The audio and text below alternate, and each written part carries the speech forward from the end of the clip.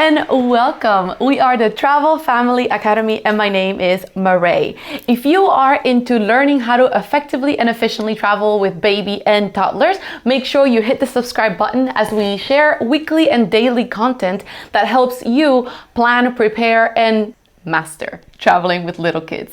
But let's jump right into it. Today we're going to talk about all the things you need to know about traveling with babies, specifically for plane travel. Today we're going to discuss all the things you want to consider when you're thinking about jumping on the plane with a baby and toddler. So let's jump right in. Best ways to keep your baby entertained. I know if you're planning on traveling with your baby, one of the things that's in your mind is, how am I going to keep this child entertained?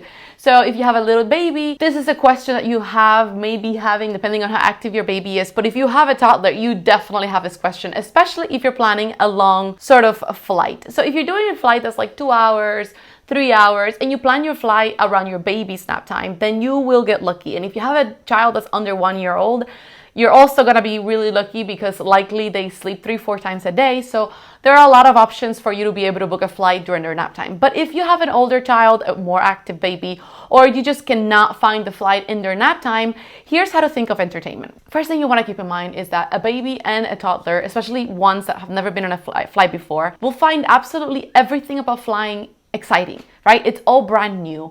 So before you load up your bag with like a bunch of stuff to bring for the flight, think about the age of your child. If your child is younger than 6 months, you need to bring nothing on that flight with you. Your baby will look at things, find the colors, the noise, the music with the flight is taking off, all the people walking around, and you, so exciting, they will not have time to play with anything. They'll be so tired from all the excitement of the airport and getting there that they probably will not even like be awake through the flight. But if you have a toddler, a little bit older child, I would say over 1 year old, you definitely want to bring some toys. You want to bring some toys that your child is already used to playing with and that you know they're going to enjoy, but you also want to bring a wow factor in case they're having a rough time. This could be a nice surprise. And how do you make sure a toy is brand new but also something they already like, right? So here's what we do. We buy a toy specifically for travel a week or 2 weeks before flying. So usually what I do is I get something that's specific to flying. So either a little plastic plane or a wooden plane or a book about going to the airport or going on a trip or a little traveler toy, a stuffed animal, something that is just for the flight that you know your child is going to enjoy. I take it out 2-3 weeks before the flight and I let them see it, enjoy it, have fun with it. Then I hide it and then I bring it out on the flight. This works like a charm because you already know they like this toy. They already associate this toy with adventure because it's what it is and it's been introduced to them already before. And it's a surprise because they probably forgot about this toy or haven't seen it in a while.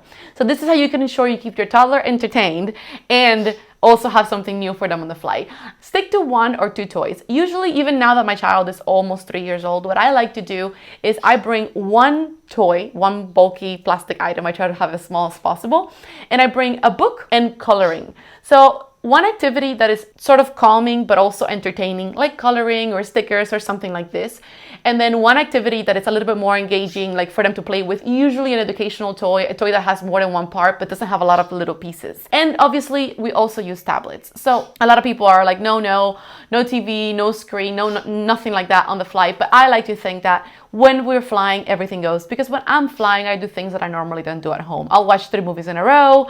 I'll have a beer at 10 in the morning. I'll eat the crappy food that I normally try not to eat. So why not for the toddler or the baby who is having a hard time? And if they're having a good time, you will also be having a good time, and so is everybody on the flight. So if that's okay for you, bring a tablet or bring your phone and let them use it. One tip about this that I will tell you is make sure you try to play the games or the movies or whatever it is on your tablet or on your phone before you get on the flight. So you know how a lot of things are stored on the cloud? Well, if you don't play them often enough, when you try to play them, if you have no Wi-Fi, they won't play. This happened to me already once, and I know this may seem silly. Maybe I'm the only person who made this mistake, but I had all the movies, the games, everything ready. This was a very long flight. It was a 9-hour flight. And I didn't check before the flight. And as soon as we boarded the flight, I tried to play the movie and it was not loaded. It was on the cloud. So obviously this led to a horrible situation on the flight, but we had to get really creative. Luckily for us, this plane did have the screen right in front of our seat, so she was fine. But it's just something for you to keep in mind, that you don't want to be like, relying on these movies that they're going to be watching and then you get to the plane and it's not available. So keep that in mind for your next flight, and do not overthink entertainment. Oftentimes your child just wants to connect with you. They want to learn what the experience is, what is happening, what are all all those white fluffy stuff outside the window. So don't disregard interacting with your child for the flight. But if you're looking for some other entertainment, I hope this was helpful. Next topic we're gonna cover today is car seats. So we have a whole video dedicated to car seats. If you are interested in learning all the tricks and tips and all the do's and don't do's of traveling with a car seat on a flight, I suggest you check out the description. We'll include the link for that video in there. But just to give you a little bit of that sort of planning process, what you want to consider when you're thinking of flying with your baby when it comes to car seats is the car seat allowed to be on the flight with you? Will you check your car seat on the counter at the beginning of your airport transition or at the gate right before you board? Will you be needing your car seat at your destination? So do you need to bring it with you?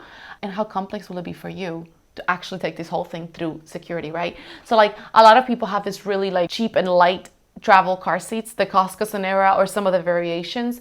But if you have a heavy car seat and you're going to like a resort for an entire week, maybe it's not worth to bring a car seat just for the shuttle. Maybe it's better for you to find the shuttle that already comes with a car seat. So just some of the things you want to think about. But before you jump on like buying tickets, please take a moment to try to think about what you're going to do car seat wise, because you will need them in most countries, especially for very little kids. It's going to be something that you're going to be stressing about if you don't have it and you end up needing it. And it's something worth planning ahead for, because you may have to buy a traveling car seat bag, car to roll around the airport, etc., etc. So just something for you to think about. The next thing that you definitely should be thinking about when you buy a car seat is, when you're bringing a car seat, is to make sure this car seat is FAA approved. Most car seats in the United States will be FAA approved.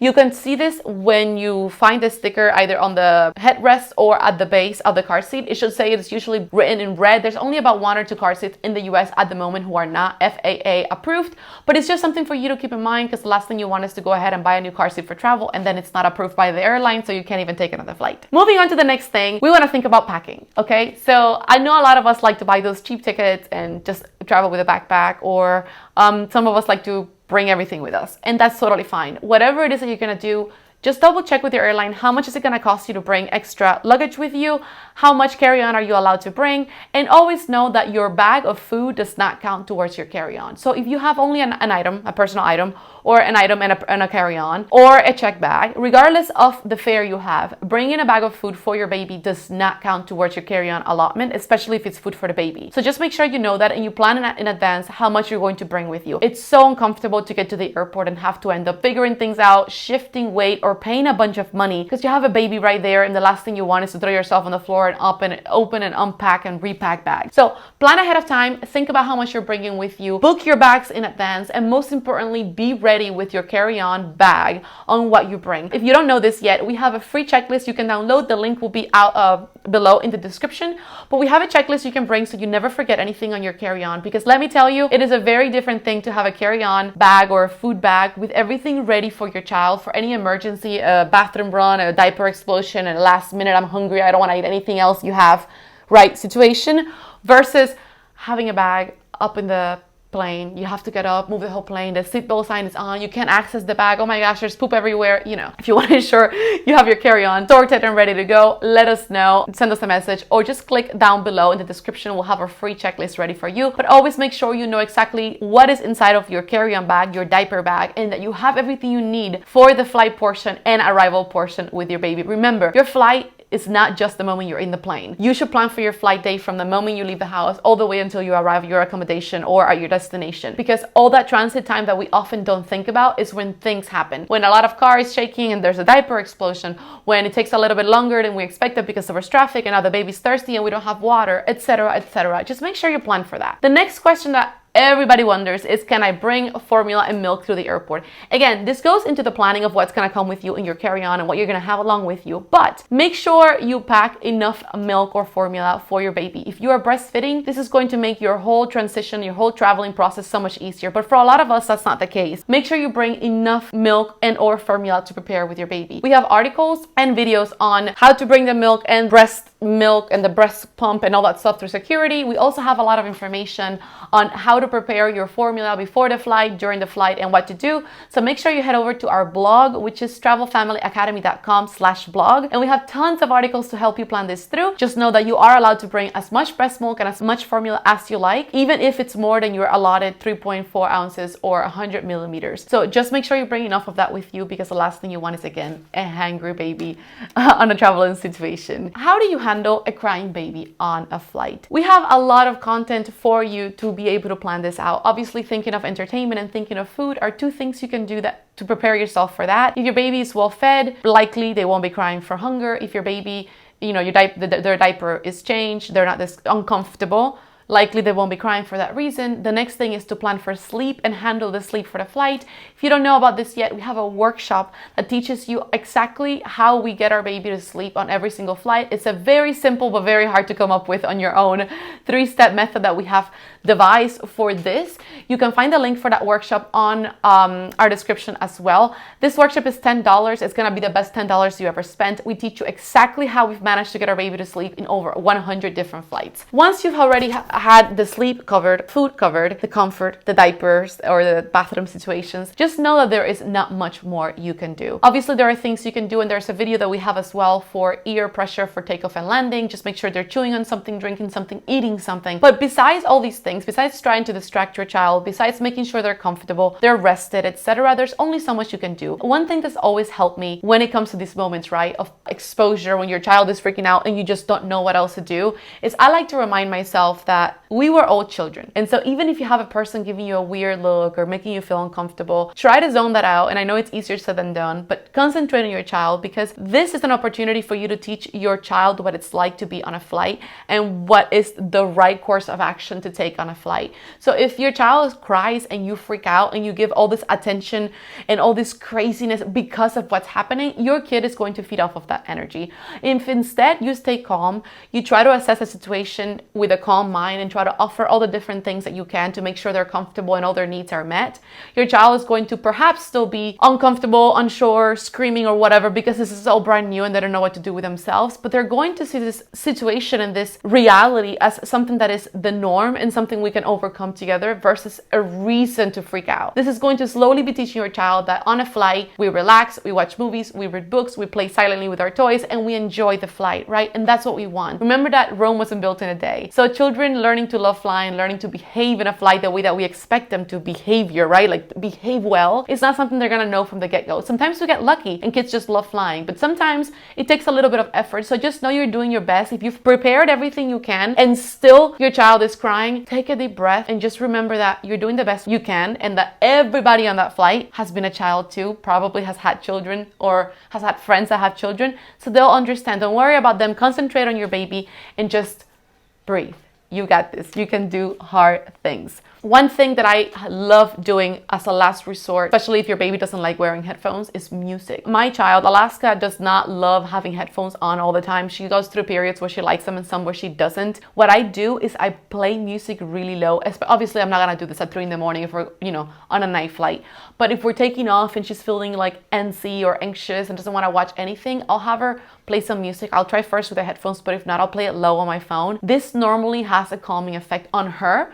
Your child might like something different. Just remember what sort of thing they enjoy doing at home that makes them calm down. And that's usually something that's gonna work on the flight as well. Another thing to keep in mind when you're flying with babies and toddlers is the airport. Again, most of us like to think that flying with kids is all about the flying, and that's fine. But remember that your transitional period, your flight, your travel day begins the moment you leave the house. Plan for the airport time. There's nothing more valuable than allowing yourself enough time on the airport so you can run around, play with your kid, grab a snack, go to the restroom, change that diaper with leisure, find the family restroom, go to the lounge and relax, go shopping, whatever it is. Almost anything is better than running through an airport all stressed out, dragging a child behind you. It is the worst scenario. Do yourself a favor.